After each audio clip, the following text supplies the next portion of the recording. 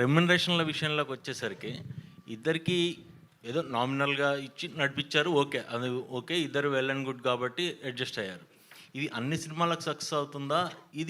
ఇదే ప్రాసెస్ని అందరూ బిగిన్ చేస్తే ఇటు ప్రొడక్షన్ కాస్ట్తో పాటు థియేటర్లకు కూడా జనాలు వచ్చే అవకాశం ఉంటుందా? దాని మీద నేను కూడా అడిగేస్తాను. ఇప్పుడు మీరు అన్నారు కదా రెమ్యునరేషన్స్, మీ నెక్స్ట్ రాబోయే సినిమాలకు కూడా మీ హీరోలకు మీరంటే అట్లా చెప్తారా రెమ్యునరేషన్? ఎందుకంటే ఈ మధ్య ఒక ఆయన అన్నాడు, ఫ్లాప్ హీరోకి 13 crores ఇచ్చారు, రెమ్యునరేషన్ పెంచి అని ఒక ప్రొడ్యూసర్. అంటే మీరేంటంటే హీరోల కోసం మీరు వెనకాల పడి రెమ్యునరేషన్ మీరే పెంచుతున్నారు ప్రొడ్యూసర్లే, సినిమా కాదు, ఫ్లాప్ అయినా హిట్ అయినా కూడా. ఇప్పుడేమో మీరు వీళ్ళు తీసుకోలేదు, ఈ వరడు వస్తే బాగుంటుంది అని అంటున్నారు. మీ రాబోయే సినిమాల్లో కూడా ఇలాంటిది కంటిన్యూ చేస్తే బాగుంటుందా అడుగుతారా మీరు? అంటే ఆ ధైర్యం ఉందా ప్రొడ్యూసర్కి? హీరోలను అడిగే ధైర్యం ఉందా? దిల్ రాజుకు ఉంది. సూపర్. నితిన్, దాని కంటిన్యూషనే ఈ ఓటీటీలు మీరు స్క్రీన్లో ఏగానే జనాలు ఫిక్స్ అయిపోతున్నారు. ఒక నిమిషం, దిల్ రాజుకి ఎందుకు ఉందని అంటున్నా అంటే, నేను అందరి హీరోలతో పనిచేసా, అందరి హీరోలతో నేను మాట్లాడేటప్పుడు కూర్చోబెట్టుకుని ఎక్స్ప్లెయిన్ చేస్తాను, గుడ్ బ్యాడ్, తర్వాత వాళ్ళ డెసిషన్, ఇలా ఎలా ఉంది అలా ఎలా ఉంది అని.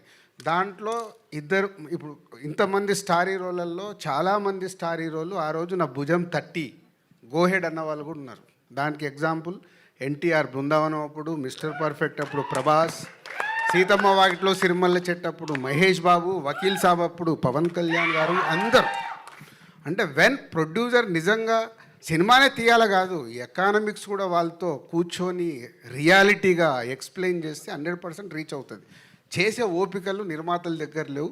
వెళ్ళిపోయి ప్రాజెక్ట్ సెట్ చేసుకోవాలి, లేకుంటే అమ్మో నేను లేట్ అవుతే వెనక ప్రొడ్యూసర్ వెళ్ళిపోయి ఇస్తాడేమన్నా సగం టెన్షన్లో యాక్సెప్ట్ చేసుకొని వస్తారు. అది ప్రాబ్లం. అంటే ఈ పోటీ ప్రపంచంలో అది కంటిన్యూ అవుతుంది అనుకుంటున్నారా? మాకే కాదు కదా, మీకు కూడా ఉంది. దీన్ని హైలైట్ చేసుకుంటూ వెళ్తారో అది ప్రయత్నం చేయండి.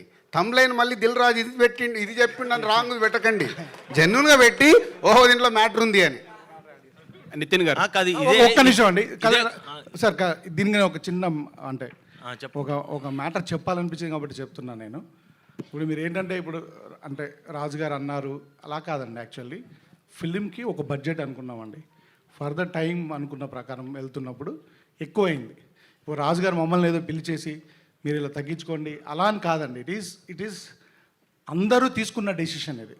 సార్ నాకు ప్రోడక్ట్ ఇలా కావాలి, సో నేనేం చేసుకోగలుగుతాను, ఫస్ట్ నా రెమ్యునరేషన్ని నేను ఆపుకోగలుగుతాను. Okay, at the same time hero గారు ఓహో ఇలా అయింది డార్లింగ్ అంటే మనం అనుకున్న దానికంటే ఎక్కువైంది. ఇప్పుడు విత్ ద టైం అంటే తర్వాత వచ్చిన సినిమాల వల్ల ఇంకా వల్ల మార్కెట్ ప్లస్ ఇప్పుడు వస్తున్న మార్కెట్ వల్ల కొంచెం ఎఫెక్ట్ అయింది. అప్పుడు అందరూ కూర్చొని కలెక్టివ్గా తీసుకున్న డెసిషన్ సార్.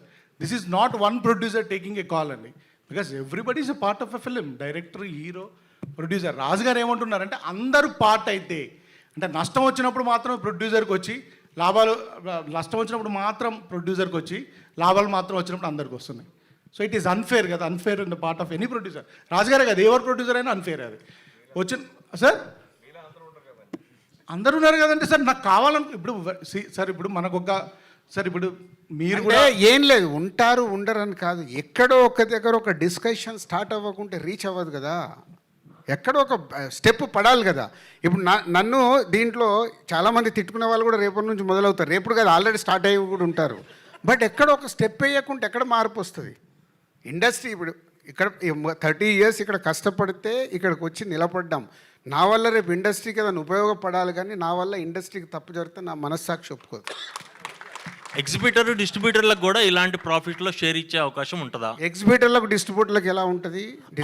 డిస్ట్రిబ్యూటర్లు కొనుక్కోకుండా ఉంటే వాళ్ళు సేఫ్గా ఉంటారు, వాళ్ళు కొనుక్కున్నప్పుడే ప్రాబ్లం. ఇప్పుడు మా ప్రొడ్యూసర్ ప్రాబ్లమే డిస్ట్రిబ్యూటర్లకు కూడా.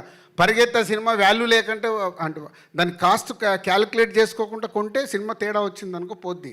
నేను ప్రొడ్యూసర్ ఎందుకు అయ్యాను? డిస్ట్రిబ్యూటర్గా అవన్నీ నేను చూసుకొని అమ్మో సినిమా చూడను చెయ్యను, ఇన్ని డబ్బులు కడుతున్నాను, మార్నింగ్ షో ప్రేక్షకుడు 100 రూపాయలు పెట్టండి, నేను వెళ్ళి సినిమా చూస్తాను, నాకు ఇది నచ్చలే, అందుకే లేదు నా కథ జడ్జిమెంట్ నేను చూసుకుంటూ రావాలని నేను ప్రొడ్యూసర్గా టర్న్ అయ్యా. అంటే ఇదే